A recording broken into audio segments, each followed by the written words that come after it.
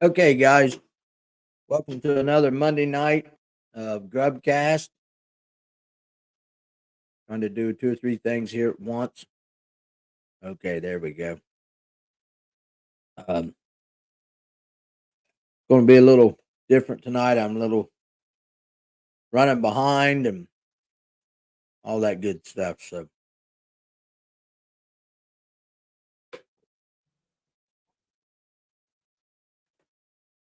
we'll go ahead and get started. I got a few things going on here.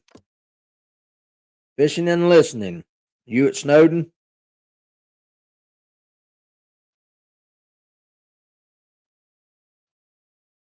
That's a dedicated fisherman there, or dedicated follower.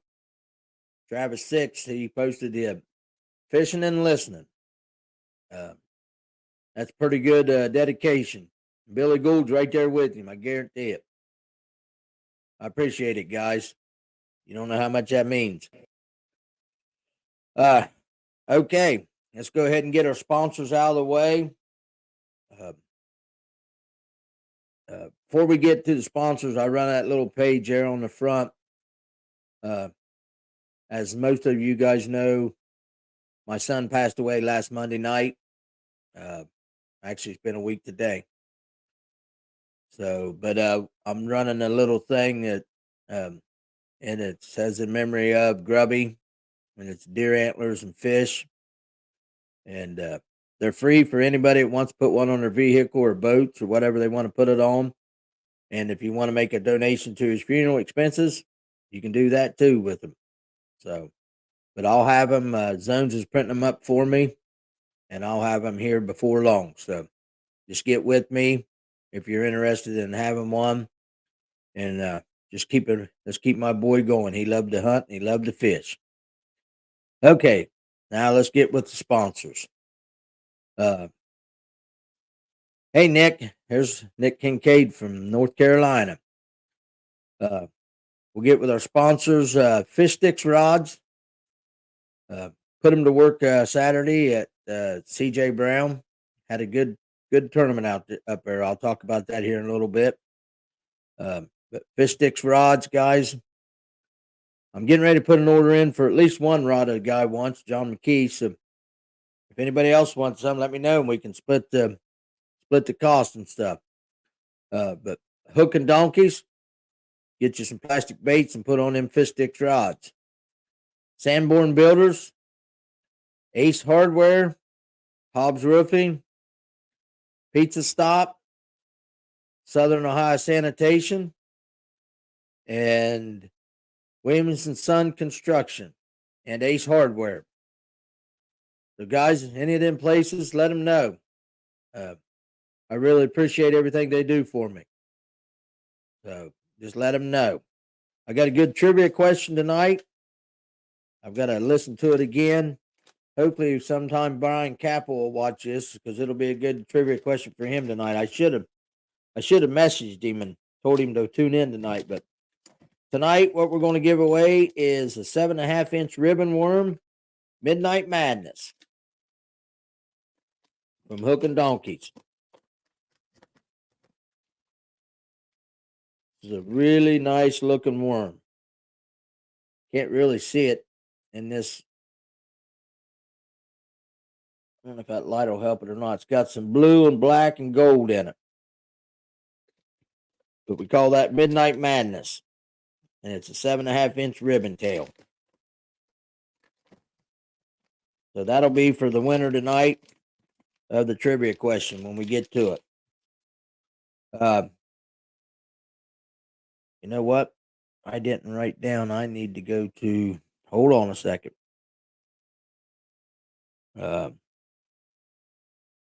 Like I said, I'm not real organized tonight, guys. I'm sorry.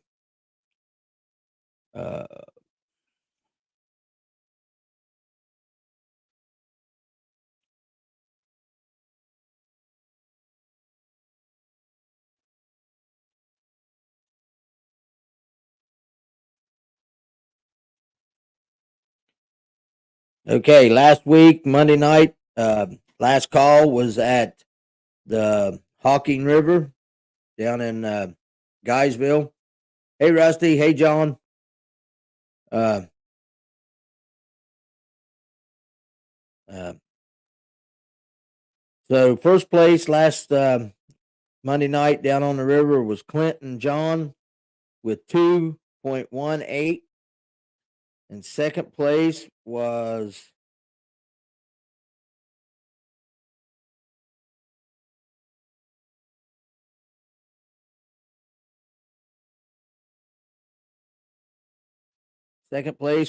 Andy and Kenny Flowers, and they had big bass, and they got second place with 1.18, and that was down at the Hawking River at Coolville. Dustin Hoy.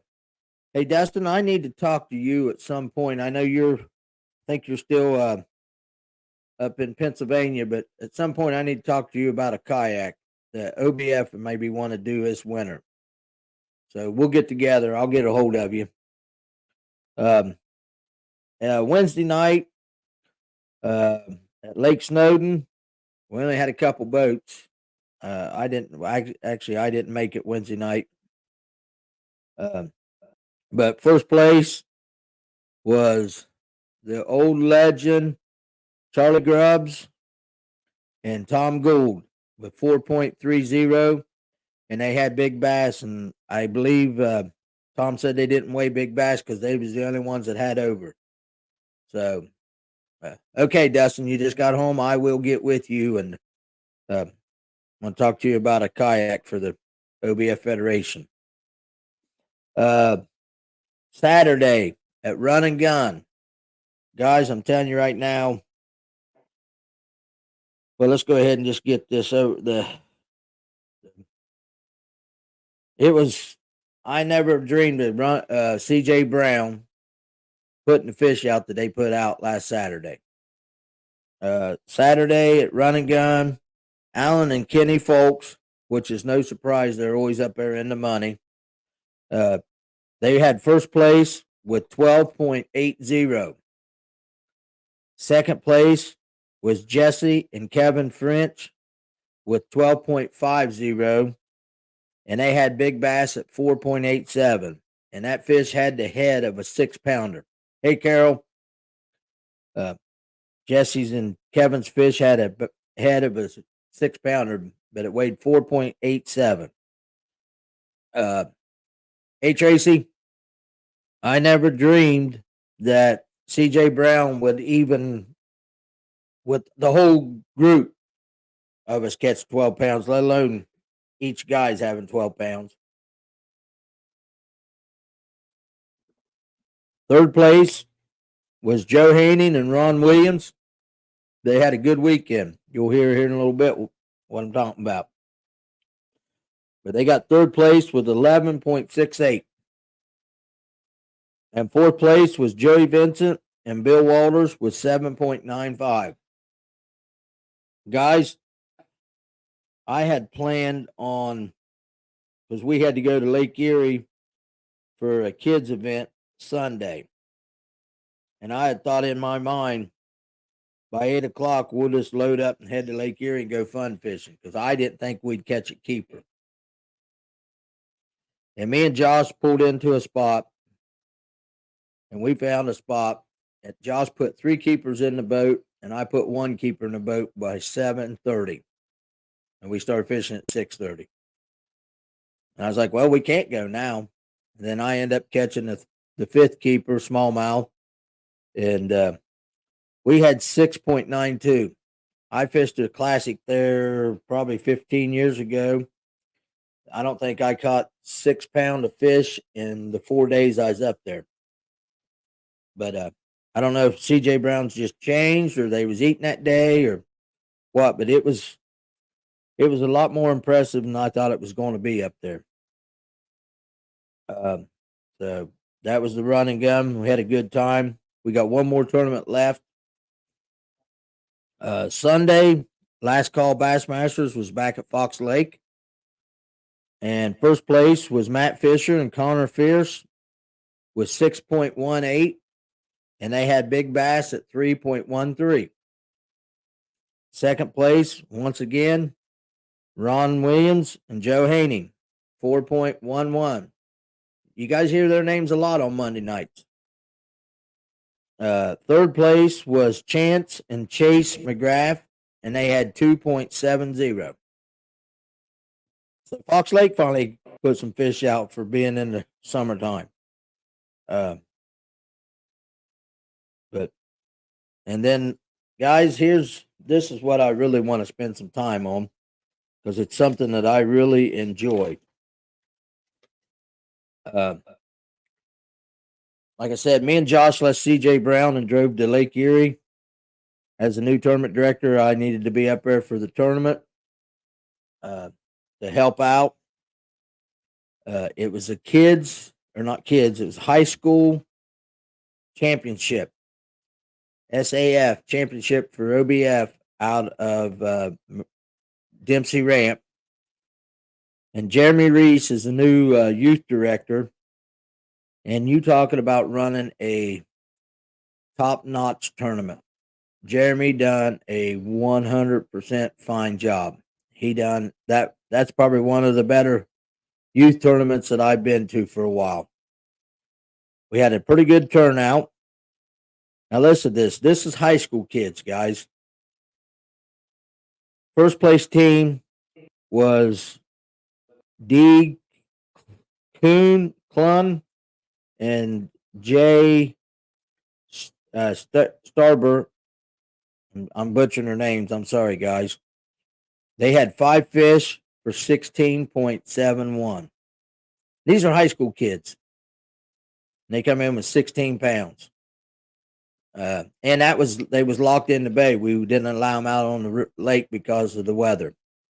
So they really done a good job. Second place was C. Smith and W. Spillman. They had 12.70. Third place was D. Rue and M. Duvall. They had 12.18. Fourth place was F. S. Simpson and Aaron A. Griffin. And they had 11.85. And back up there to first place, they had big bass at 5.92. They had almost a 6-pound bass, and this is in August. Fifth place was M. Con and K. Houston. They had 11.70. Sixth place was Jordan Mount and Vince Griska. See, I knew them too because they was on our team, so I knew their names. I don't know these other ones' first names, and they had 10.59. Seventh place was O. Shepard and J. Shepard with 10.47. Eighth place was H. Hoffer and Knopp, and they had 9.77. Ninth place was M. Muntz and G. Sanderson. They had 9.53. And in 10th place was T. Angelson and J. Miller, and they had 9.51. Guys, the top 10 teams in the high school tournament up there had almost better weights than we did. Well, they did have better weights than I did in the championship. So that was pretty impressive. And I'm not trying to be biased or nothing, but the two boys that was on our team up there, Jordan and Vince, this was their first high school tournament ever fishing. First tournament they'd ever fished together at. And they they come in with a limit. They had, they was 2 pounds out of third place. Less than 2 pounds out of third place. Actually, they was 2 pounds, just that 2 pounds out of second. So for their first tournament ever together fishing and first high school tournament, they done a fine job. And I know Vince is a sophomore, and Jordan, I think, is a sophomore. He might be a junior, but if they stick it out, they're gonna be some good fishermen. And Josh said, because Josh was their captain, he said they stayed at it the whole time. They never let off. So I was I'm very proud of them. They done an amazing job. And again, like I said, Jeremy Reese run a super tournament. That was a super tournament. It went smooth. Oh, and another thing too, guys. Here it is, August the 11th. Now we did have a little cooler day, but still the water temperature didn't cool off that much. August the 11th, we had 164 bass. No, that's weight. My bad. We had 72 bass weighed in. Now listen to this: 164.61 pounds, 72 bass weighed in. Average weight of fish was 2.29, and 72 fish again. I'm going to say that again. Total dead fish. Now listen to this, guys. This is total dead fish out of 72 fish of high school anglers fishing was 0. We never lost one fish in that tournament, and that is impressive. I am super proud of them high school kids and their captains for taking care of the fish. I done the measuring of the fish. I run the bump board, and everybody's fit water when they dumped out either had G juice in it or well, it had G juice and you could tell the cool water. So they done an amazing job. Now that reminds me too of another thing that I experienced Saturday. Josh caught a fish in the morning and we put it in a live well. I caught my fish. I went to put it in a live well and I said, Josh, yours is upside down. And I reached in that live well and the water was so cold I couldn't get my hands in the live well. And I told Josh, I said, Josh, that water is way too cold. You shocked this fish. He took and filled the other side of the live wells up. We moved the fish over on that side, and that fish never died. It was alive at the weigh-in. Now, I think it would have died if we'd have kept it in that cold water. Now, we ended up recirculating some water and cooling it down or warming it up a little bit, but we never lost a fish either. And but that tells me there that you can shock them if you get it too cold. But another thing too that we was talking about up at the tournament there at Lake Erie, people was talking about the chlorine in the ice. That G juice will eliminate the chlorine. It sort of neutralizes the chlorine of the ice, so it's not the problem. I've come to the conclusion with mine is I think I need to clean my live wells. I think my live wells need some loving care, some peroxide and uh, white vinegar. And I'm going to pull the boat out Saturday. I'm not fishing nowhere Saturday. I'm going to pull the boat out Saturday and I'm going to do some maintenance on it, doing some cleaning of the live well and stuff like that. So, okay, we're at 20 minutes. Let's go ahead and get started on the trivia question. Now, this is going to be an interesting trivia question.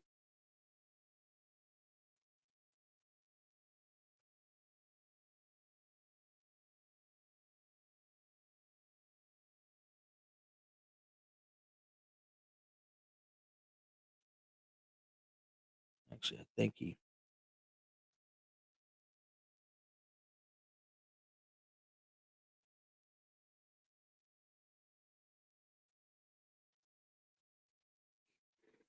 Some live scopers. Just remember I told you this day and time. If you ain't Okay.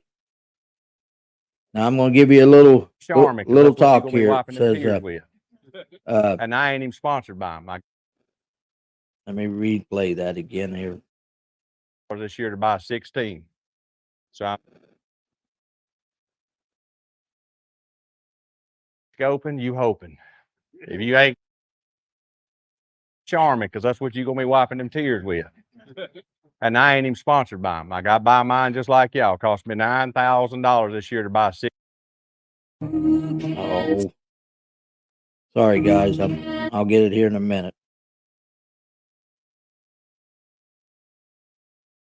Like y'all, cost me $9,000 this year to buy.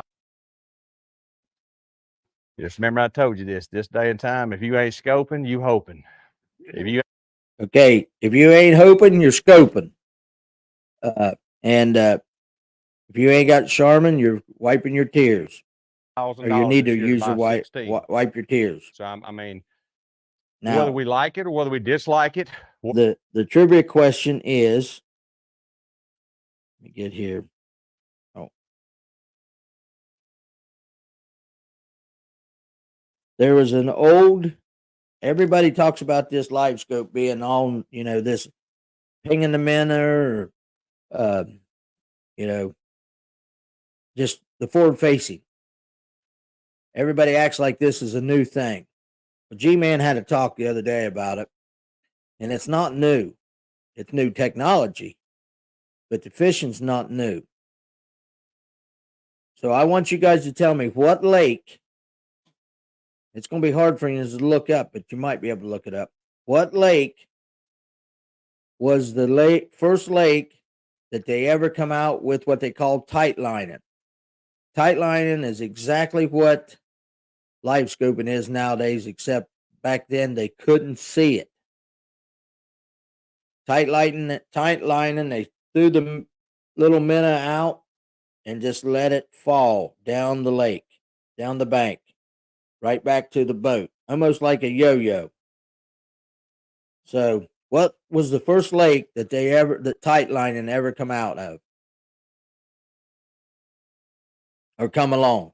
What lake was it on?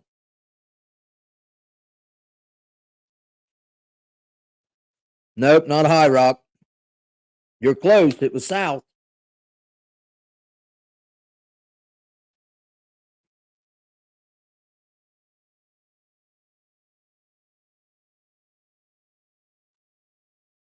What was the first lake that they ever come out with tight lining?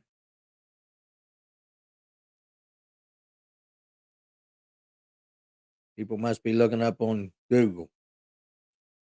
Billy and Travis is probably trying to make a cast and Googling at the same time.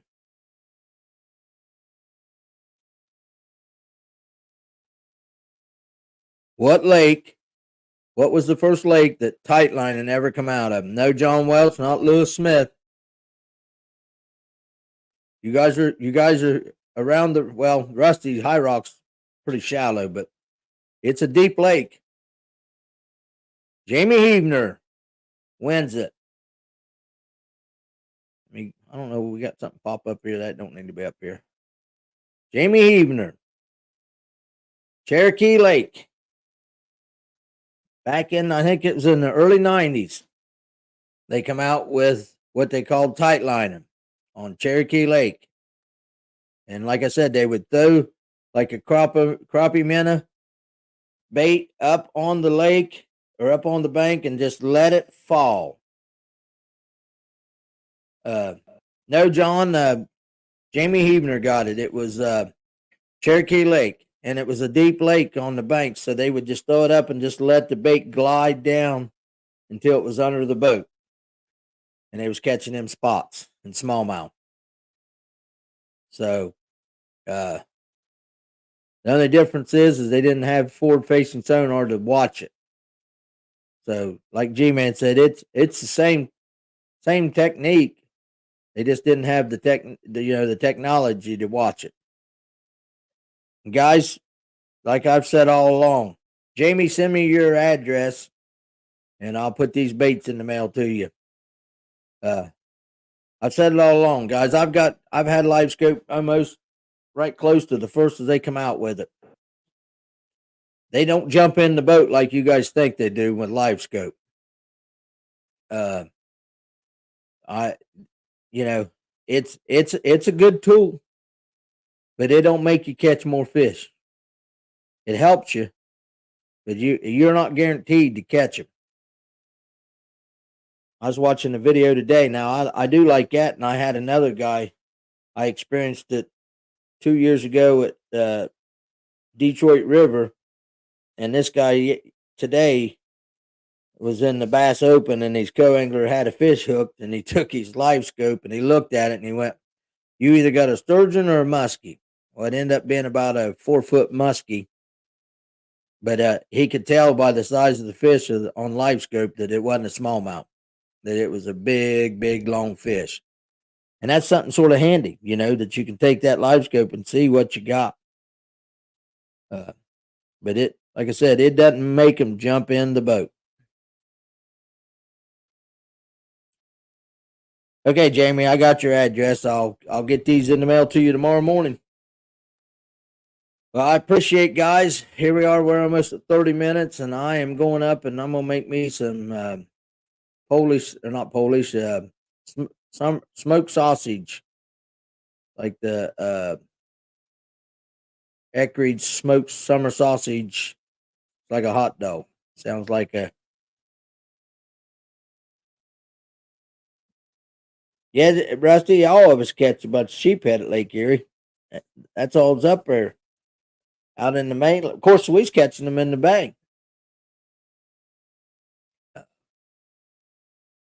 But guys, I appreciate everything you guys do, and like I said, I'll have them decals for the vehicle, boat, or whatever. I'll have them all you using live scope catching sheephead. That's the thing, you don't know. Us amateurs can't figure out if they're smallmouth or sheephead or what they are. But I'll have them decals hopefully here within the next couple of days. Zones is making them up for me. I'm gonna start out with 10 of each collar. So if anybody wants them, get a hold of me.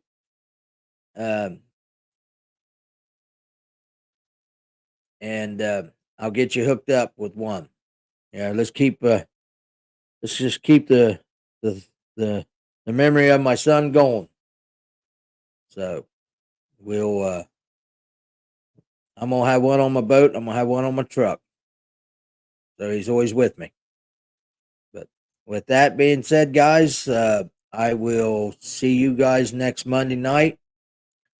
Maybe we'll be a little more organized, and my head will be a little clearer. I'm a little foggy right now, but it's all good. So I got a weekend of a little bit of relaxing. I do have a club tournament Sunday. But okay, guys, I will see you guys next Monday night. Appreciate everything.